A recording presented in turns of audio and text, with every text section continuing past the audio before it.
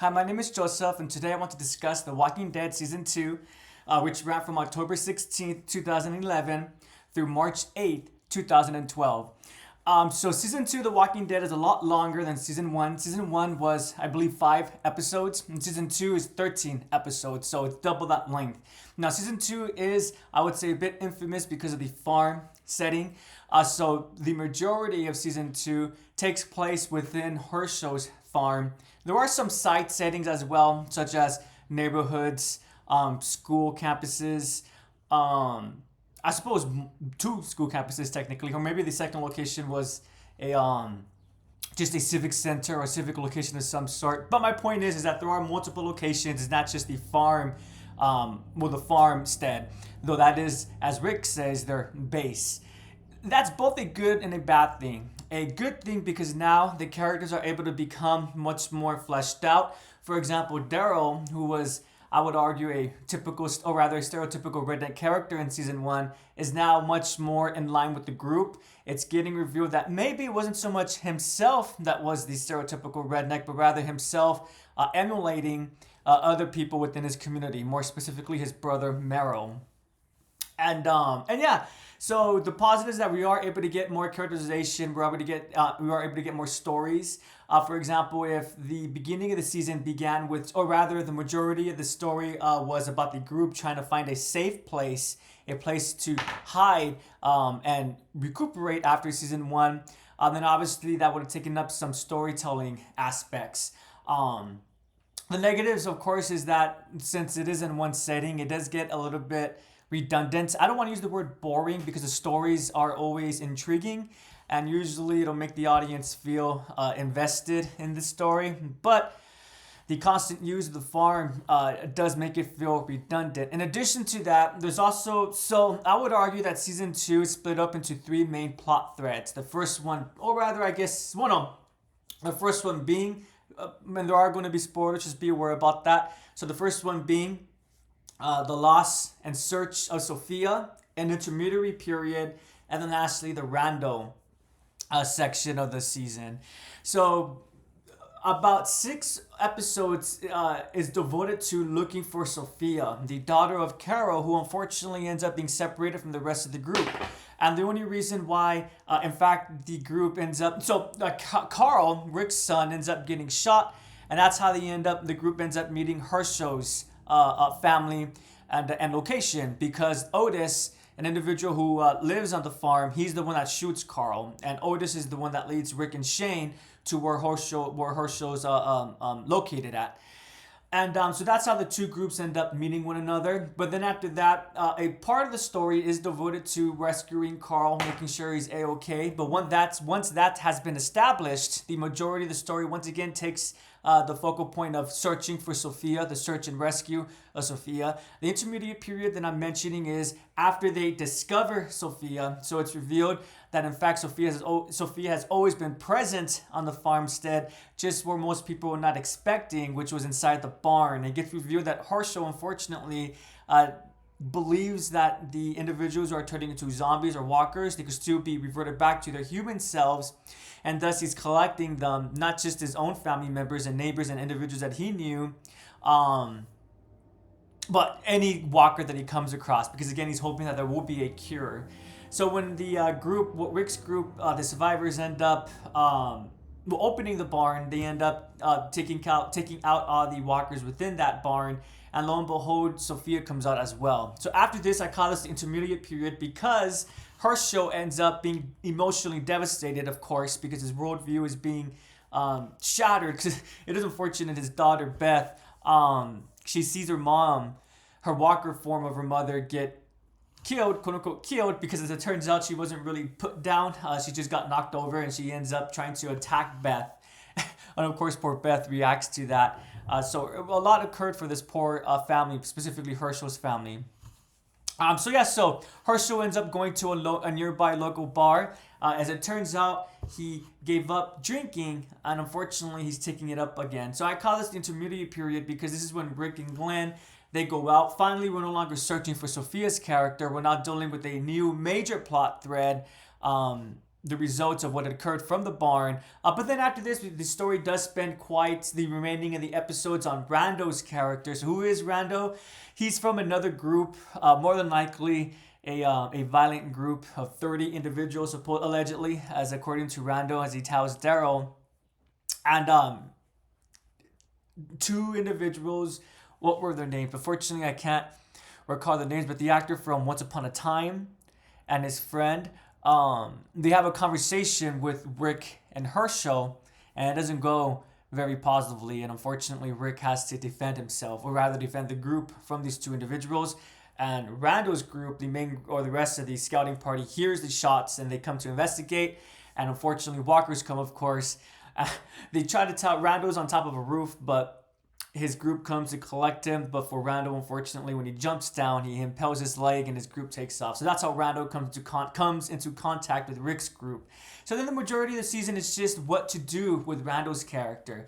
So the reason I would argue that this season is infamous because of the farm setting, because a lot of individuals, even if they do enjoy the farm setting, they can't help but admit that there is some, again, redundancy, especially because of the stories that's being told. I think that redundant feeling would have been mitigated a bit had the main story wasn't so focused on the search for Sophia and then the consequences or what to do with Rando's character. I'm making it seem like those were just the only stories that were being told. There were minor stories in the background, such as Carl's rescue, Shane, and the situation that he's in with Lori and her pregnancy, Daryl, and him coming to grips with being a working member of the group rather than an isolated individual, emulating his community members, or rather going beyond emulating his community members since Merle is not present. And then of course Maggie and Glenn. So there are other stories, but I'd argue the crux of season 2 is the search for Sophia.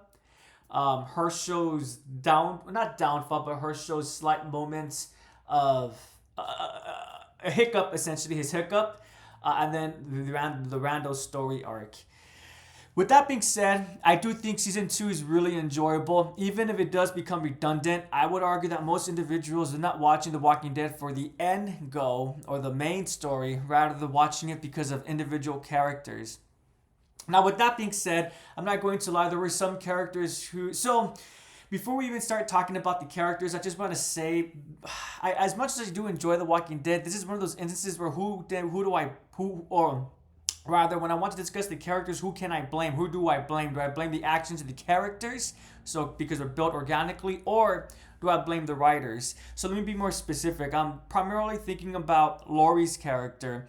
So as much as a lot of people want to just rag and belittle Lori's character, drag her through the mud, I think it's important to keep in mind that how much of it was because of Lori's character herself, and how much it was because of the writing of the Walking Dead staff.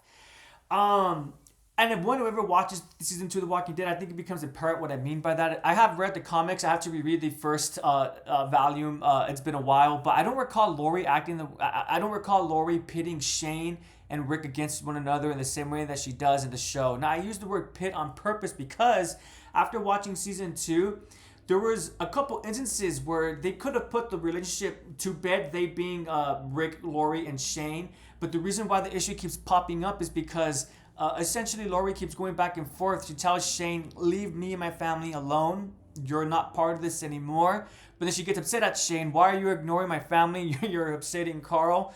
And then Rick has this conversation with Shane. He knows what they've done, they being Shane and Lori. But he has a conversation with Shane, and it looks like it's been taken care of. But then again, Lori has a conversation with Shane, once again, just highlighting how they both made errors, but essentially she doesn't, although what they did was a mistake and partially a regret, it's something that they both did, and it's done, right? And she thanks him for protecting her, even though they may not be comfortable with the action that they did. They understand why they did it, and she understands that he was doing it to protect her and Carl as well. And I would argue that that's one of the moments where Shane ends up breaking, is that he deludes himself into thinking that he still has an opportunity with Lori and Carl, and this delusion is what ends up having Shane to well, commits his plan of taking out Rando and killing him and trying to separate Rick and then murdering him. So yeah, so I definitely, from a viewer perspective, Lori is an annoying character because of the way that she treats both Shane and Rick. But then at this flip side, when I apply my critical thinking skills, is it really the character's fault or is it the fault of the writers? So that is one aspect that it is a little bit unfortunate. But with that being said, Laurie is not 100% distasteful. There are some moments where one realizes, dang, if only. It's unfortunate that Laurie. Sorry, everyone, I'm just fixing my hair really quickly. If only Laurie had. Well, not had commenced her relationship with Shane, she would have been, as Carl points out, a really great first wife, quote unquote first wife, or first lady, excuse me, the first lady. Now, since she is Rick's wife, Carl points out that she's essentially almost like the first lady. She's the second spokesperson for the group. And there's a couple instances in the season where Laurie demonstrates that, where she mitigates arguments, and she also just helps individuals to get into what they need to do, remind them of their responsibilities.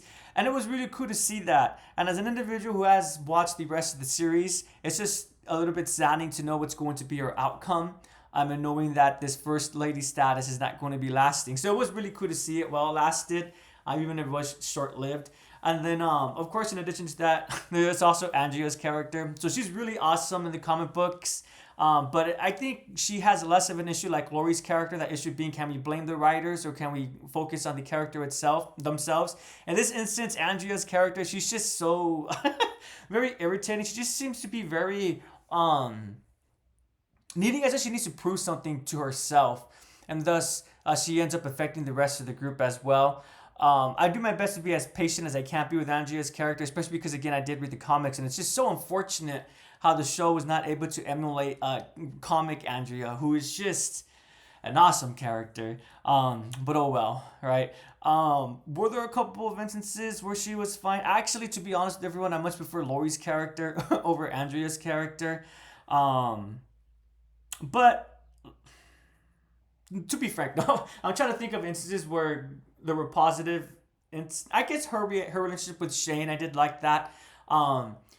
I did sympathize with Shane because obviously I really liked the episode where Shane and Rick take Rando out to that school campus or the civic center setting, whatever it was, and they see that lone walker walking through the field.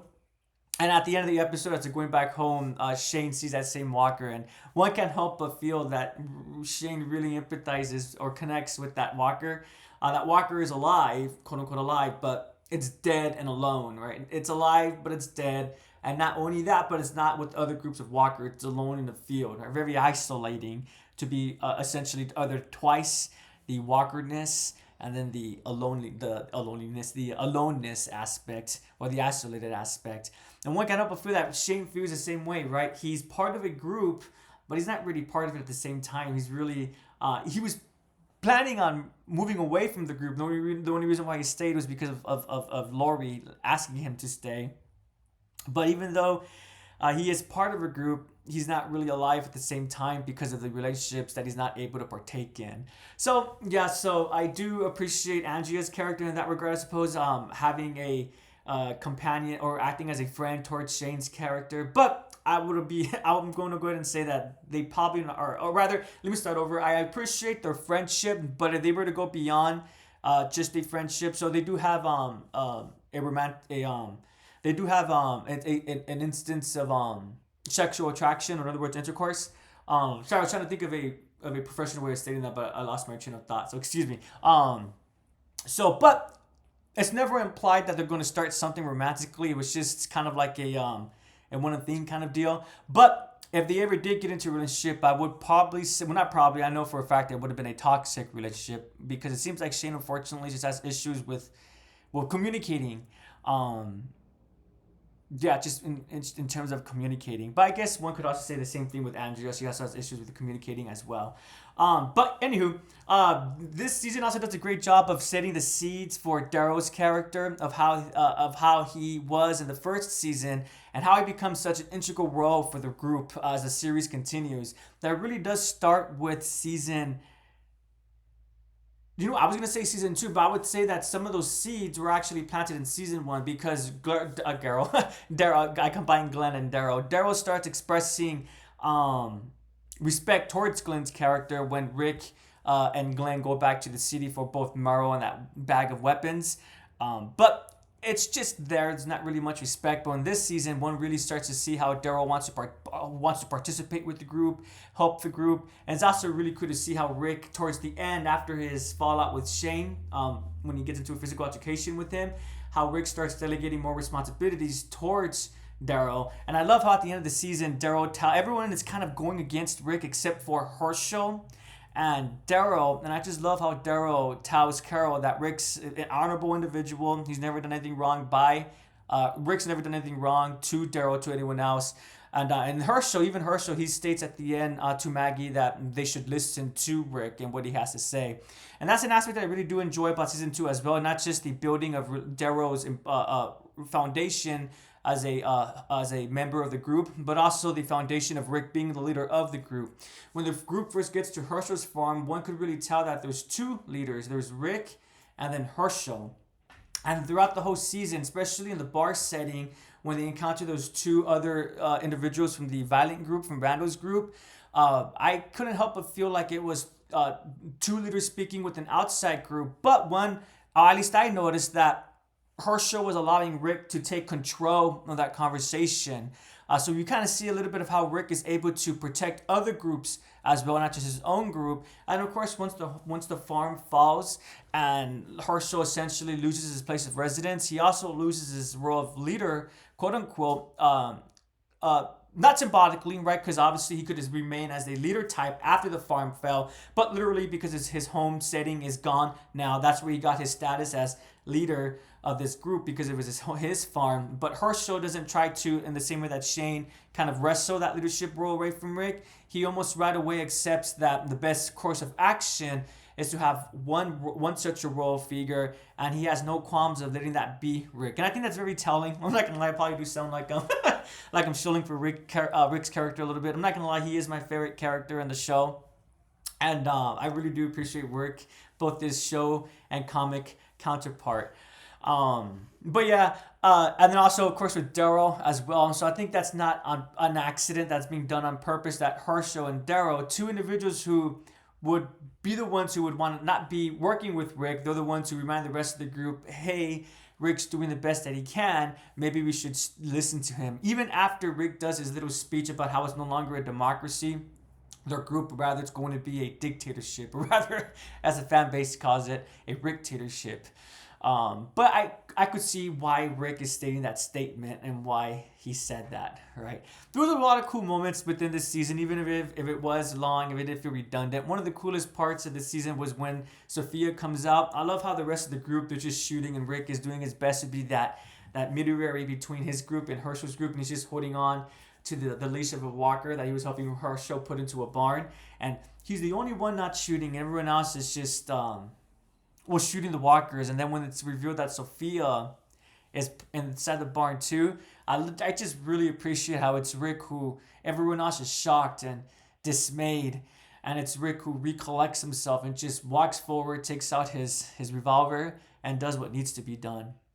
And I really appreciate how the next episode after that just continues where that left off, and it really just highlights how Rick he takes into consideration the context and he reacts upon that. Like, for example, one could try to argue, well, Rick is a murderous individual when he kills those two individuals at the bar during the intermediary period.